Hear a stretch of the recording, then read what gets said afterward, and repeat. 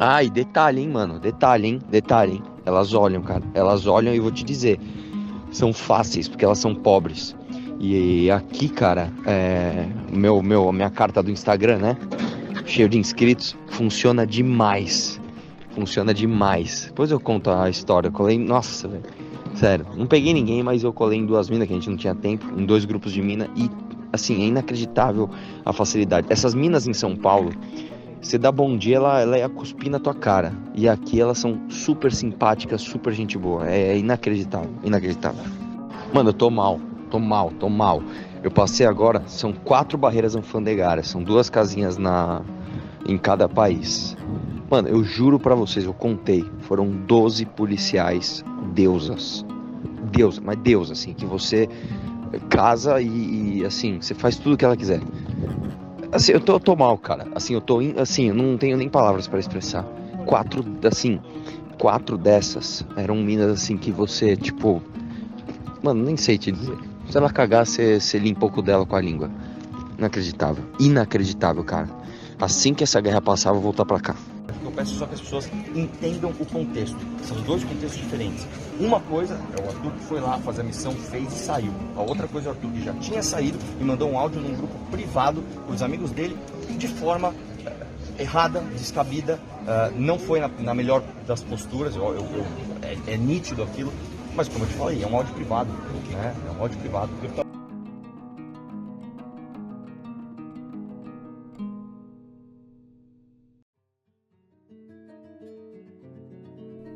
Em 2022, o mundo viu surgir um conflito na Europa que iria impactar todo o planeta. Todos os holofotes se viraram para a Ucrânia, que passaria a ser o palco de uma tragédia. Foi nesse cenário que a turma do MBL resolveu fazer uma viagem que iria marcar a imagem do grupo pelo resto dos dias. O Brasil acompanhou de perto os áudios vazados do Arthur Moledo Duval, também conhecido como Mamãe Falei, onde ele revela diversos absurdos que inclusive levaram à cassação de seu mandato. Porém, isso está longe de ser o lado mais obscuro de toda essa viagem. E é sobre isso que iremos nos debruçar a partir daqui.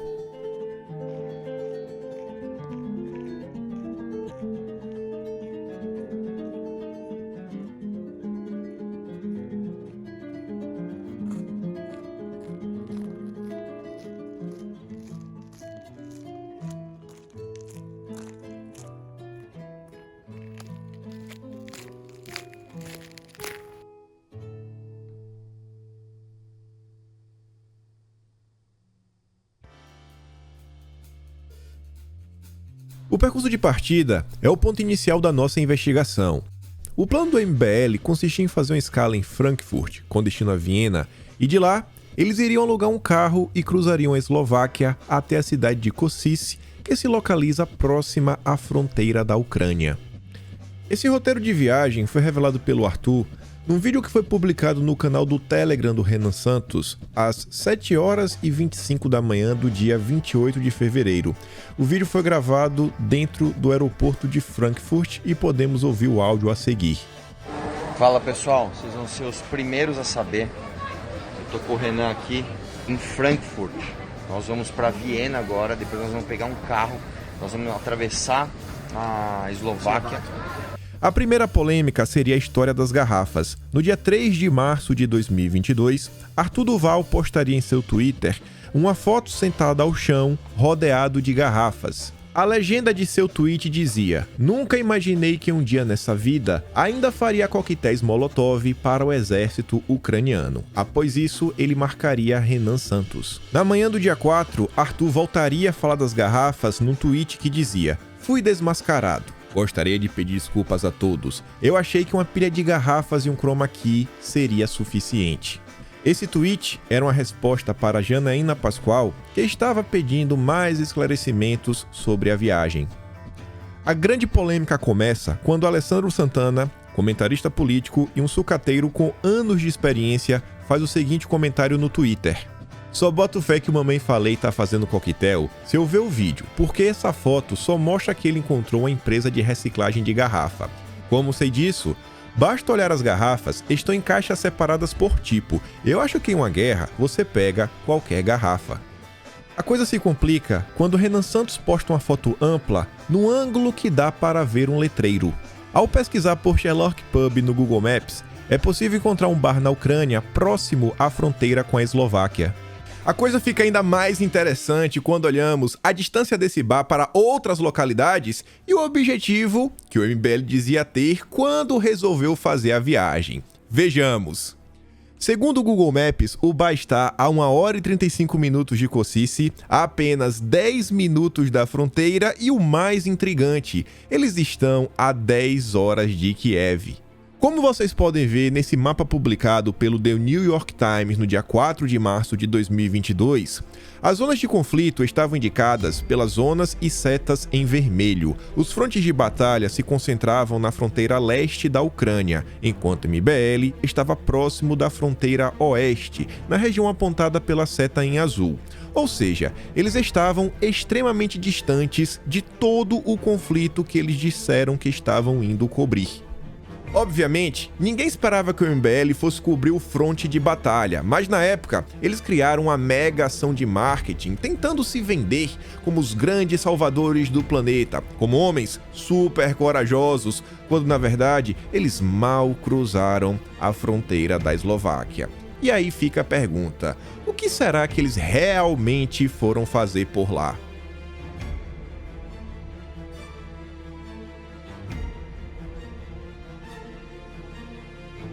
No dia 8 de março, o MBL veio a público com a sua prestação de contas. A princípio, o documento deveria acalmar os ânimos, abaixar a temperatura, comprovar a real motivação do MBL por trás da viagem. Porém, ao olhar de forma mais minuciosa, novos questionamentos começaram a emergir.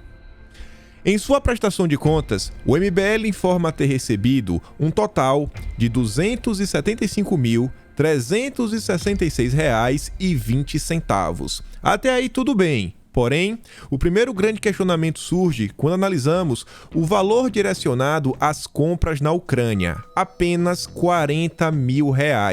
Isso, em termos de porcentagem, representa menos de 15% do valor total. Outra coisa que chama a atenção são esses dois comprovantes de transferência. Juntos, eles somam mais de R$ 210 mil. Mas, além de valores, prestemos atenção na data e da hora de ambos. O primeiro foi realizado no dia 7 de março, às 3 horas e 48 minutos da tarde. O segundo, também do dia 7, mas às 4 horas e 16 minutos. E sabe por que isso é importante? Pois no dia 3 de março de 2022, Renan Santos fez um tweet falando: doamos quase R$ 200 mil, entre parênteses, desatualizado. Bom, como eles doaram R$ 200 mil se na prestação de contas mostra que os valores giram em torno de R$ 40 mil? E outra coisa, Renan Santos diz ter doado R$ 200 mil no dia 3. Os comprovantes de mais de R$ 200 mil são do dia 7. Será que o Renan Santos se atrapalhou? Se você já achou esse caso estranho, se segure na cadeira, porque as coisas vão ficar cada vez melhores. Em sua prestação de contas, o MBL apresentou diversas notas fiscais. A primeira coisa engraçada é que não existe nenhuma nota fiscal de compras realizadas em solo ucraniano. Todas as notas são de compras realizadas na Eslováquia. Mas vamos analisar caso a caso. Vamos começar com o caso da gasolina, que ocorreu no dia 4 de março de 2022. O MBL apresentou 13 notas fiscais que juntas totalizam o valor de 2 mil euros. Quando olhamos as notas fiscais de maneira individual, percebemos alguns padrões. Primeiro, todas foram do mesmo dia, ou seja, 4 de março de 2022, sendo que a primeira das notas foi realizada às 17 horas, 32 minutos e 39 segundos. Segundo ponto, todas possuem o mesmo endereço, ou seja, foram realizadas no mesmo posto. Terceiro e quarto, todas possuem a palavra Hotovost, voltaremos nisso, e também o mesmo item de compra. Ao pesquisar pelo endereço no Google Maps, encontramos um posto de gasolina que se encontra a 10 minutos do Aeroporto Internacional de Košice. Agora prestemos atenção nos horários. Às 1h da manhã do dia 5 de março, um perfil chamado Sei avisou que o Arthur chegaria às 5h55 da manhã em São Paulo. O jornal Metrópolis fez uma postagem às 7h47 da manhã, onde já entrevistava o Arthur no saguão do aeroporto. Ou seja, a partir do momento que ele chega, ele faz o desembarque, ele faz o check-in, ele passa pela imigração. Isso demonstra que o Arthur chegou muito antes das 7h da manhã no Brasil.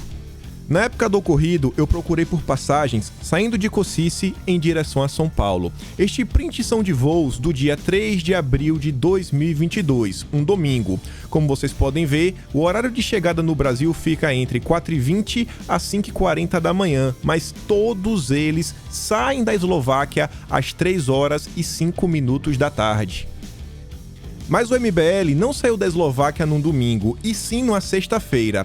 Então tomemos como exemplo esse print de voos do dia 8 de abril de 2022, que era uma sexta-feira. Mais uma vez, os voos chegam no Brasil entre 4h20 e 4h55 da manhã, mas o principal, todos saem da Eslováquia às 3h05 da tarde. Gente, que horas Arthur e Renan saíram da Eslováquia? Porque se eles pegaram o voo das 3h, quem foi que fez a compra no posto de combustível às 5h30 da tarde? Eu falei que iríamos voltar ao Rotovost. Quando olhamos a prestação de contas, o MBL diz ter adquirido vários vale combustível. Quando pegamos a nota fiscal e eu dizia todas possuem o mesmo item e Rotovost, quando traduzimos do eslovaco para o português, percebemos que a palavra Predplatina Karta, nabiti, significa cartão pré-pago, recarga, o que tem tudo a ver com vale combustível. Só que a cereja do bolo está no Urada Otovost. Pagamento, dinheiro. Sim, dinheiro em espécie. E aí, parafraseando Mamãe Falei, vamos questionar tudo.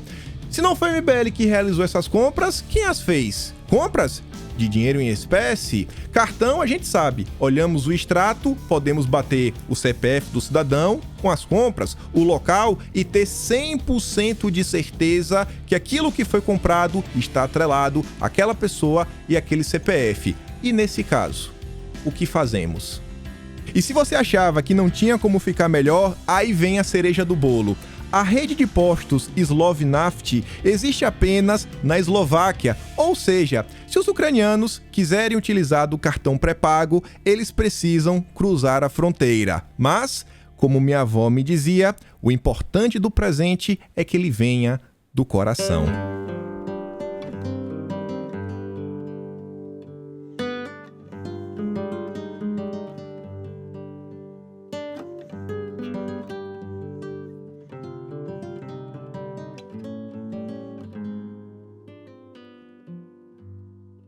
Agora que já conhecemos Rotovost e sabemos que a turma do MBL chegou ao Brasil na manhã do dia 5 de março, fica mais fácil de analisar as próximas contas. Tomemos como exemplo a loja de departamentos Decathlon de Košice no valor de €1.161,28.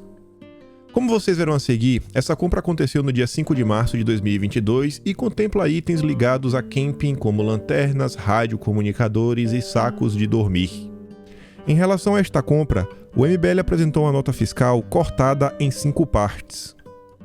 Analisando a primeira e a última parte da nota fiscal, podemos ver que a compra foi realizada no dia 5 de março de 2022, ao 12h e 32 minutos. E no final da última folha, mais uma vez, Rotovost, ou seja, mais uma compra realizada em dinheiro, onde foi fornecido €1.165 e receberam como troco €3,72. Diferente da gasolina, esta compra é inquestionável. A Eslováquia está apenas 4 horas à frente do Brasil, ou seja, 12h e 32 na Eslováquia eram 8 horas e 32 minutos da manhã no Brasil. Neste horário, tanto Arthur quanto o Renan já haviam desembarcado e, inclusive, o Mamãe Falei havia concedido a entrevista para a imprensa brasileira. E aí eu pergunto, gente, numa boa, quem realizou esta compra em solo eslováquio quando a turma do MBL já estava no Brasil. Vamos olhar agora para a próxima compra, que também aconteceu na Decathlon de Cocice, cujo valor é R$ 898,45. Desta vez a nota está dividida em 4 partes e não dá para saber se a compra foi realizada em dinheiro, já que a última parte está incompleta e, segundo a justificativa do MBL, foi porque acabou a quantidade de papel do caixa no momento. Já quando olhamos para a data e o horário, mais uma vez nos perguntamos quem realizou esta compra, já que ela foi feita no dia 5 de março de 2022, ao 12h e 26 minutos. A última compra, que envolve o dia 5 de março de 2022, foi feita no supermercado Tesco de Cocice, no valor de R$ 705,82. Como já foi dito, a compra aconteceu no dia 5 de março de 2022, às 1h e 20 minutos da tarde, e dessa vez podemos ver a nossa velha palavrinha conhecida, Hotovost, mais uma compra realizada em dinheiro. 5 de março, 3 compras, 2 feitas em dinheiro, uma não sabemos porque a nota fiscal está incompleta, porém, todas elas unidas em torno de uma mesma pergunta: quem realizou as compras, já que o MBL, neste dia, já se encontrava em solo brasileiro?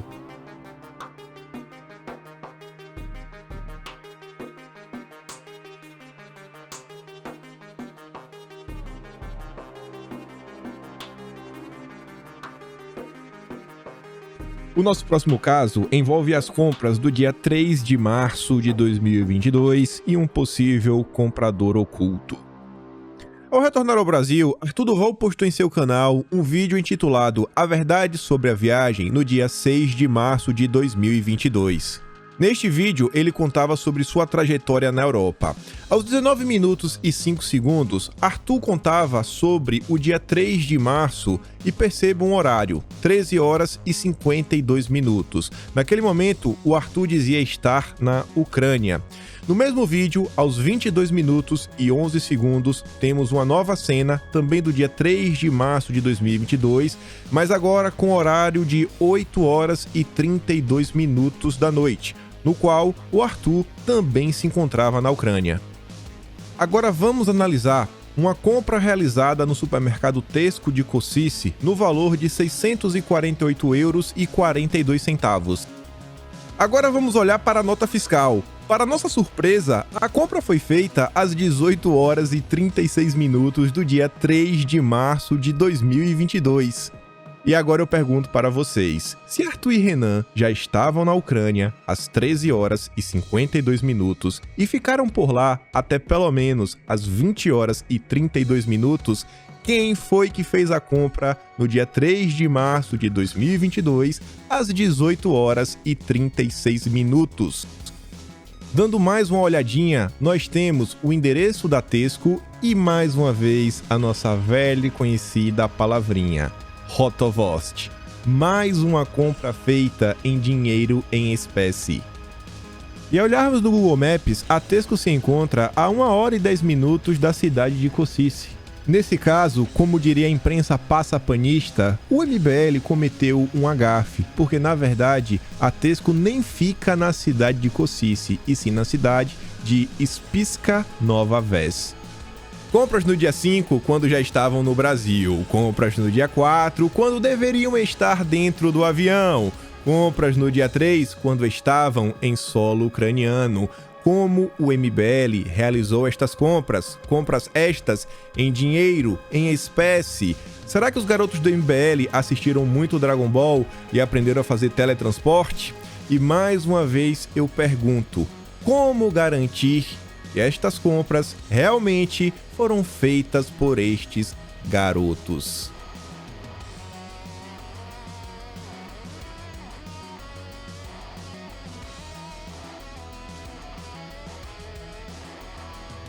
O último caso que envolve as compras é um questionamento simples sobre o dia 2 de março de 2022. Nesse dia, Renan Santos fez uma postagem em seu canal do Telegram às 10 horas e 39 minutos no horário do Brasil ou 2 horas e 39 minutos no horário da Eslováquia. Em seu post, ele colocava um link que redirecionava para um vídeo no YouTube cujo título era "Caçamos, pedimos desculpas". Ao assistir o vídeo no YouTube, um rapaz explicava em inglês quais eram as doações importantes. A turma da MBL colocou legenda no vídeo e em torno de 3 minutos e 5 segundos vocês podem ver. Eles diziam precisar de comida e coisas de higiene. E aí eu pergunto para vocês, com tudo que vocês viram até o presente momento, todo aquele valor que o MBL arrecadou através de doações, o Renan Santos, no dia 3 de março, já tweetando, falando, já doamos mais de 200 mil reais. E, gente, no final do dia, quando você pega todas as compras, você olha, foram itens relacionados a camping, saco de dormir, né, quente e frio, baterias, coisas assim que, beleza, tudo bem, mas por que não compraram comida? Será que não teria sido muito mais útil a turma do MBL ter utilizado todo o dinheiro doado para comprar comida, coisas básicas de higiene pessoal, que eles poderiam ter comprado na Eslováquia, que eles poderiam ter trocado o dinheiro, já que era dinheiro em espécie, né, parte do que estava sendo utilizado, quem sabe utilizar algum tipo de cartão internacional, fazia a transição, ia lá, no que não conseguisse comprar na Eslováquia, comprasse na Ucrânia, mas não. No final do dia, como estava lá na prestação de contas, foram em torno de 40 mil reais gastos em solo europeu, enquanto a maior parte foi doado enquanto chegou no Brasil. Será que não tinha comida na Eslováquia? Será que comida não era tão importante?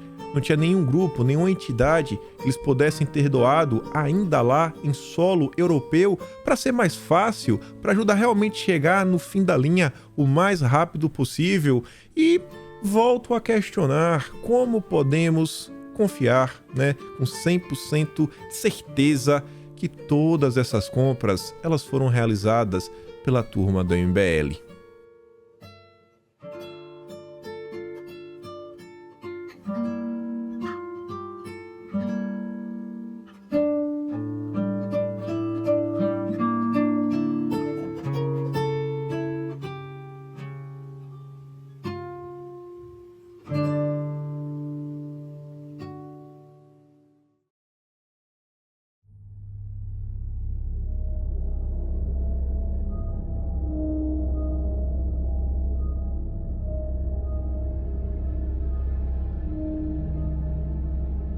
O Renan, ele faz uma viagem todo ano, é que nos últimos 3 anos ele não fez, ele chama Tour de Blonde.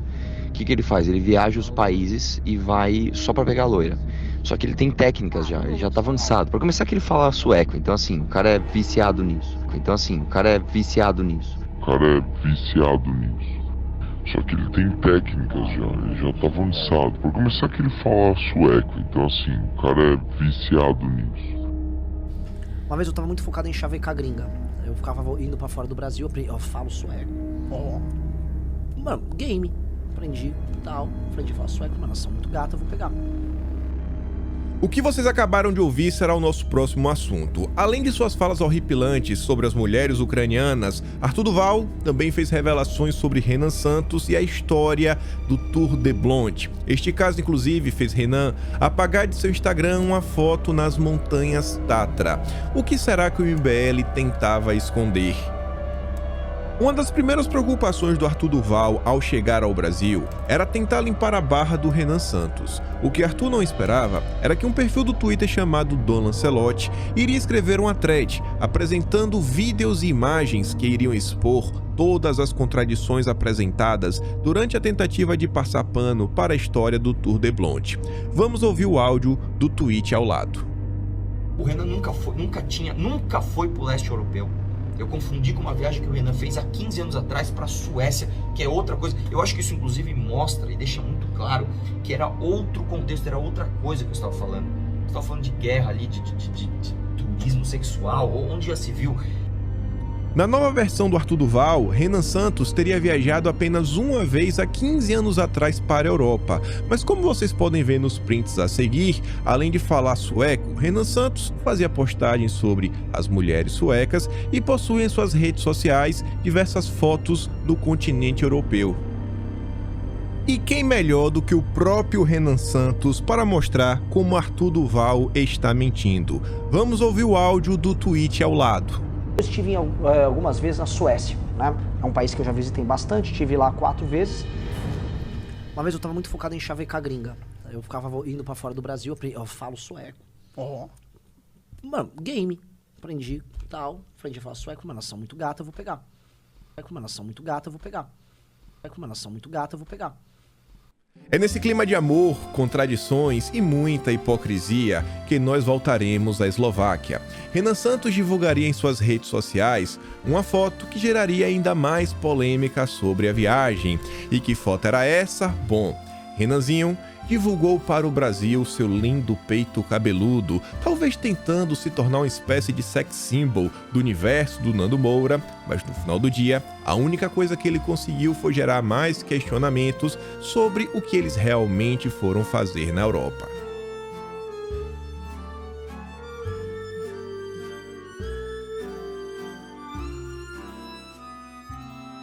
Inicialmente, Renanzinho postou a foto em seu Instagram com a seguinte legenda: pequena recompensa eslovaca, Montanhas Tatra são...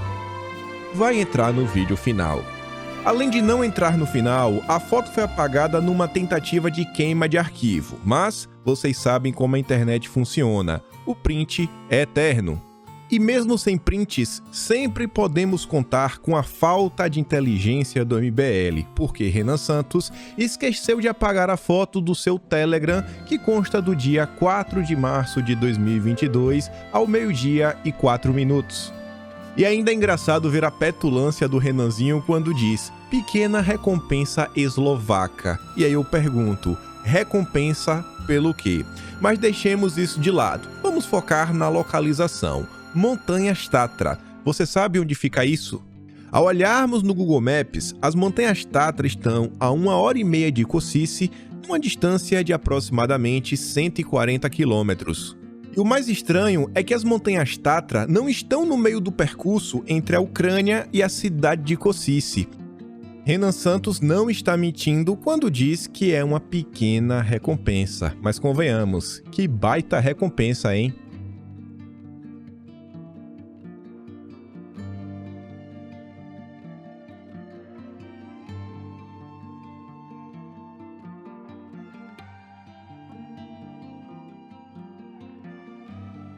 Na época, ninguém fez um trabalho tão minucioso como nós acabamos de fazer, mas a imprensa repercutiu e levantou alguns questionamentos, como vocês podem ver aqui pela turma do G1 no dia 14 de março de 2022.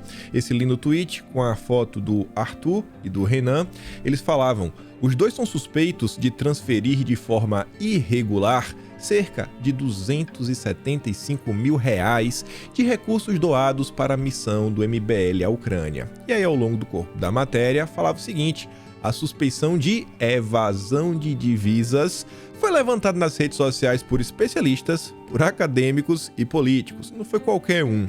Eles apontaram que o dinheiro da doação não podia ter sido repassado via Pix para a Eslováquia, como disse os representantes do MBL em vídeos, sem o devido registro pelas autoridades brasileiras da saída dos recursos para outro país.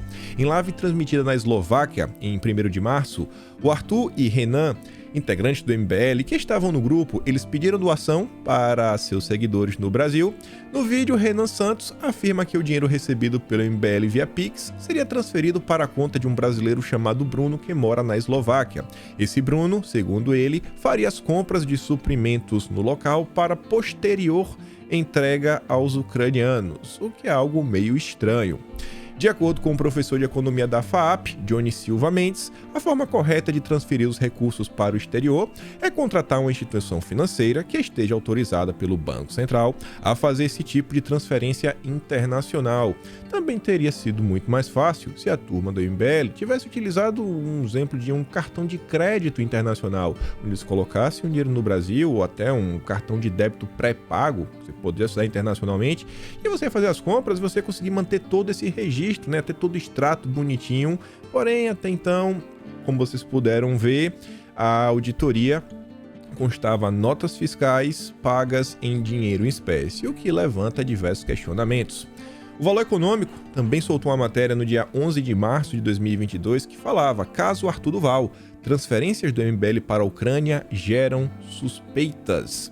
Na avaliação do advogado Leonardo Avelar, do Instituto Brasileiro de Ciências Criminais, o que Renan descreveu é uma forma tosca de dólar cabo. O artigo 22 da Lei 7.492 de 1986 descreve esse tipo de operação como evasão de divisas, o que não é algo bacana, né? Trata-se de um crime, diz a norma, com pena prevista de 2 a 6 anos de reclusão e multa. Abre aspas para o advogado. É uma forma transversa de troca de valores feita à margem do regulador cambial, o Banco Central, e à margem de tributações. O fato de ser uma doação, como eles afirmam, não descaracteriza a situação do crime.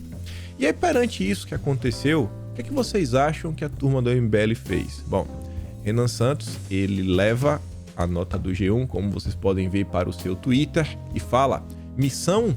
Qual é a missão? Deixe seu recado para esses putos? Por que putos? Houve prestação de contas. Dinheiro gasto na Ucrânia, tem notas fiscais que já foram publicadas. Com o que vocês acabaram de ver? Vocês estão satisfeitos com a prestação de contas do MBL? E por fim ele falava: o resto foi pago à ONG no Brasil, indicada pela Embaixada da Ucrânia. Bom, é interessante o Renan falar que foi indicado pela embaixada, porque meio que ele tira a responsabilidade de si. Ele fala: não, ó, eu perguntei para quem sabia, né? E eu digo isso porque, vejamos,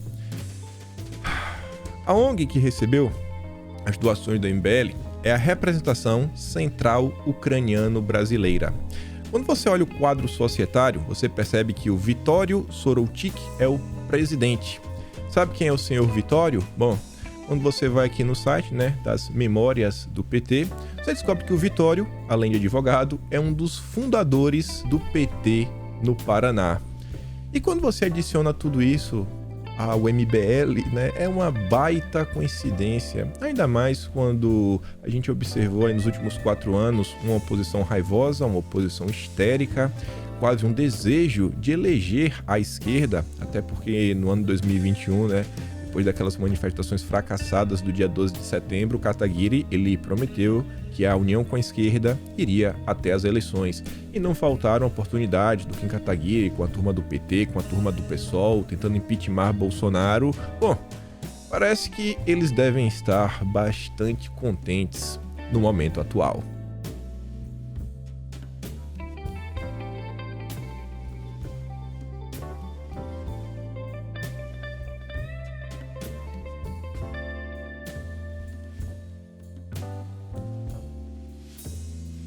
Esse caso também é interessante para entender um pouco como funciona a cabeça do MBL. Vejamos, em 8 de março de 2022, Renan Santos utilizava o seu canal do Telegram para fazer uma convocação. Pessoal, estamos em guerra, alistamento urgente na Academia MBL, se inscrevam, precisamos montar novos times urgente, precisamos de líderes novos, o número atual não é suficiente.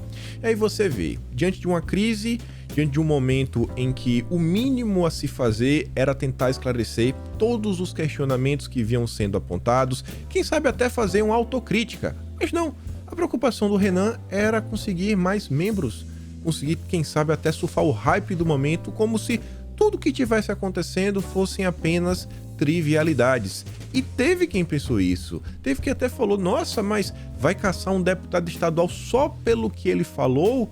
Como se fosse algo pequeno tudo o que estava acontecendo, como se tudo o que estava rolando daquela viagem se resumisse apenas a um áudio. E não, a coisa é muito mais profunda.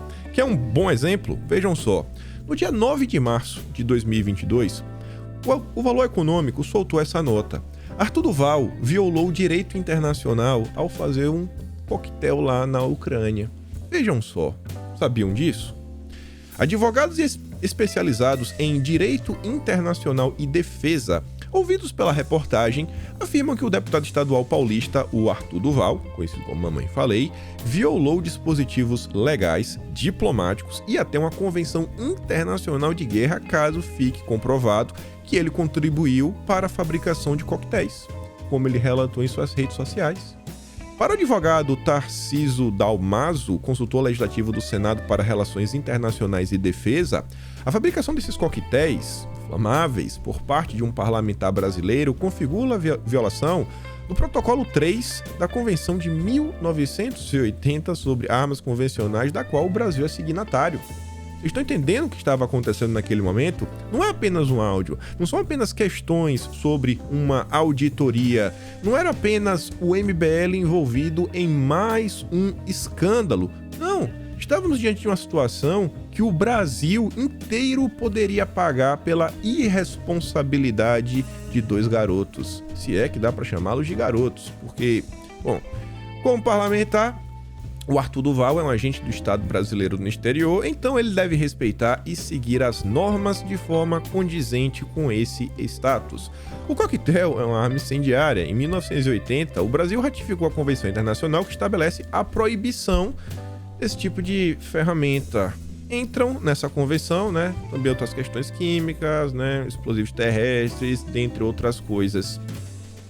Por fim, outro aspecto que, segundo Dalmaso, pode ser objeto de questionamento jurídico é em relação ao artigo 4º da Constituição Federal, trecho da carta que lista os princípios que regem as relações internacionais do Brasil. Ao contribuir para a produção de explosivo, ele também viola o item 4 do artigo 4º, que prima pela não intervenção. Pela descrição, o que ele fez efetivamente configura uma intervenção no conflito. O advogado Leonardo Magalhães Avelar menciona ainda um quarto tipo de questionamento jurídico que pode incidir sobre o Arthur. Trata-se da situação de um parlamentar brasileiro, um representante do Estado brasileiro, portanto, tomando posição ativa num conflito contra a posição nacional já manifestada do país durante a Assembleia da ONU. Isso, segundo ele, poderia acarretar questionamento de outros países em relação à consistência das posições oficiais do país, o que seria fonte de constrangimento político e enfraquecimento da credibilidade do país. Mas não, o que é que a turma resolveu fazer? Criticar a imprensa, fingir que não estava nada acontecendo, tentar obter novos seguidores, isso foi um hype do momento, não sei, mostrar que estavam sendo perseguidos pelo establishment, pelo sistema. Era isso, Renan Santos? Mas continua. O tempo foi passando e o Arthur foi cassado. E foi cassado. A gente já sabe disso. E vocês têm que entender uma coisa. A cassação do Arthur não é o seguinte, o MBL ele perdeu apenas um deputado. E aqui que dá para entender bastante sobre como funciona, né, a organização interna no grupo e os planos deles de curto, médio e longo prazo. Vejam só. MBL cogitou renúncia de Arthur para preservar seus direitos políticos. Se o Arthur tivesse renunciado antes do processo ter iniciado, não ia ter a cassação, logo ele não ia ficar inelegível por 8 anos. O MBL pensou em fazer isso, mas diz, né, que detentores de cargos eletivos que abrirem mão de seus mandatos desde o oferecimento da representação ou petição capaz de autorizar a abertura do processo por infringência de dispositivo da Constituição ficam inelegíveis. Não adiantava mais. Não adiantava mais. Então o MBL no final do dia ele estava preocupado com o quê? Com direitos políticos. Quem sabe o Arthur poderia voltar candidato, até agora até vereador, ou candidato de novo em 2024, né? Faltava relativamente pouco tempo, coisa pouca, né? Alguns meses. E aqui que vem uma coisa bem interessante. Isso daqui, para vocês verem, é a remuneração dos servidores ativos do gabinete do Arthur Duval do período de janeiro de 2022. Como vocês podem perceber aqui, o nome do Arthur não está presente, apenas dos seus assessores parlamentares. Quanto ao salário do deputado, na época, mais uns 20, 30 mil reais, vamos esquecer isso por hora. Olha ali o valor total, R$ 116.929,58. Vamos arredondar, R$ 117 mil. Simples pergunta, bem direta. O que é mais fácil? Uma pessoa comum se eleger ou uma pessoa que já está na política, já trabalha com política, já vai conseguindo, né, realizar algum tipo de trabalho, se aproximar de determinadas bases, começar a fazer uma base, um alicerce e se lançar candidato no momento oportuno? Bom, olhem os servidores que fazem parte do gabinete do Arthur. A Adelaide foi candidata. O Augusto Zacarias foi candidato e foi eleito. O Rubinho Nunes, que hoje dizem que não é mais do MBL, ele era assessor do Kim Kataguiri. Então, o MBL tem uma prática que não tem nada de errado, mas demonstra o temor que eles possuíam em perder um nome forte, que é um nome que não é só um deputado do MBL, é um deputado do MBL que vai abrir espaço em seu gabinete para trazer uma turma e fortalecer o MBL e produzir mais de toda essa confusão. Esse é o grande temor da turma. É assim que funciona boa parte do tempo, né? A cabeça do Renan Santos. Tem vários nomes aqui engraçados, inclusive em março de 2020, abril de 2020, quando eu fiz um vídeo na época comentando sobre quem eram, né, alguns assessores do Arthur Duval, ele me bloqueou na época, desde então nunca mais me desbloqueou. Um desses assessores continua até hoje, continuava pelo menos até janeiro de 2022, é um nome bem interessante, que é o Rafael Rizzo. O Rafael Rizzo era, até um determinado momento, sócio do Luciano Ayan, uma figura extremamente conturbada. Inclusive o Luciano Ayan foi preso aí em 2020. É uma história que a MBL tentou varrer para debaixo do tapete, mas a internet não esquece. Até recomendo a vocês, pesquisem, conheçam um pouco mais sobre a história que a MBL tenta a todo custo esconder. E chegando aqui quase nos finalmente, as questões que envolvem essa viagem são diversas. A gente poderia passar o tempo comentando, cada vez mostrar mais coisas, mais escândalos, mais polêmicas, e uma delas mostra talvez um pouco de falta de caridade e empatia com o próximo, ou talvez um egoísmo. A turma do UOL, no dia 15 de março de 2022, relatava o seguinte: brasileiros rebatem auxílio de Arthur Duval a jogadores. Não ajudou em nada. O Arthur gravou um vídeo junto com o Renan, numa casa que tinha jogadores, que ele ia ajudar a voltar pro Brasil, etc, tudo mais. A matéria fala, a história de Vitor Adame, Luan Martins, João Anderson Normandes, Gabriel Patrese e Wendel Ramos agora é alvo de uma polêmica, novamente envolvendo o deputado estadual paulista. Selecionando aqui apenas alguns pedaços, alguns recortes da matéria, para você entender um pouco mais do ocorrido. O UOL fala o seguinte, que numa entrevista que o Arthur concedeu ao Domingo Espetacular da TV Record, e tinha ido lá no dia 13 de março de 2022, o Mamãe Falei, em um esforço para amenizar sua imagem, após sofrer as consequências do áudio vazado, ele teria afirmado que ajudou os jogadores a voltar para casa. Falou isso na entrevista com a Record na época, tentando se fazer de coitadinho. Vitor Adame, um dos jogadores, afirma que o deputado não ajudou em nada. João Paulo Araújo, economista que mora em Kosice, na Eslováquia, e recebeu 5 em sua casa depois que eles cruzaram a fronteira da Ucrânia, diz que o MBL sugeriu um financiamento coletivo, solução que ele considerou inadequada porque não seria rápida o suficiente. Enquanto os rapazes estavam lá, aguardando para voltar ao Brasil, João foi procurado pelo MBL, que o encontrou por meio de outro brasileiro, que mora na região. Eles pediram para fazer uma entrevista com os jogadores, que foi posteriormente divulgado no canal do Mamãe Falei. E aí, aqui tem apenas uma das falas de um dos jogadores ao longo da matéria, que eu acho que resume muito bem tudo o que aconteceu. Ele foi no apartamento, gravou um vídeo conosco, desligou a câmera e foi embora. Foram 20 minutos de vídeo e 10 montando os equipamentos. E nada mais. Bom, o que mais falar sobre a turma da MBL?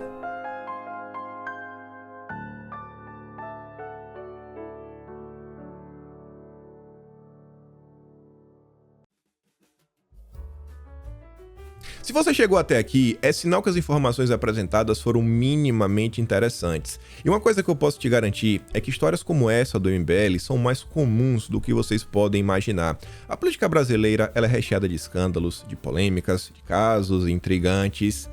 E ao longo desse processo, desse documentário, que eu resolvi tomar a iniciativa porque eu acho que é um tema que é interessante, que as próximas gerações precisam ver. Essa turma continua por aí fingindo que não tem nada acontecendo e esse mês completaria um ano, completou um ano desde os eventos de março de 2022. E ao longo desse processo, por diversas vezes eu falei, poxa, na verdade eu me deparava com o meu material, eu falo, pô, tenho tudo isso daqui, eu acompanho a política diariamente, eu sempre utilizo o próprio material da grande imprensa, muitas vezes para quebrar, escancarar toda a narrativa do establishment, mostrando o estado atual do jornalismo. E eu me perguntava, será que não tem nada a mais que eu possa fazer? E aí, olhando uma coisa, olhando outra, lembrando de vários fatos, bom, uma coisa eu posso falar. Existe muita coisa interessante que aconteceu nos últimos 4 anos.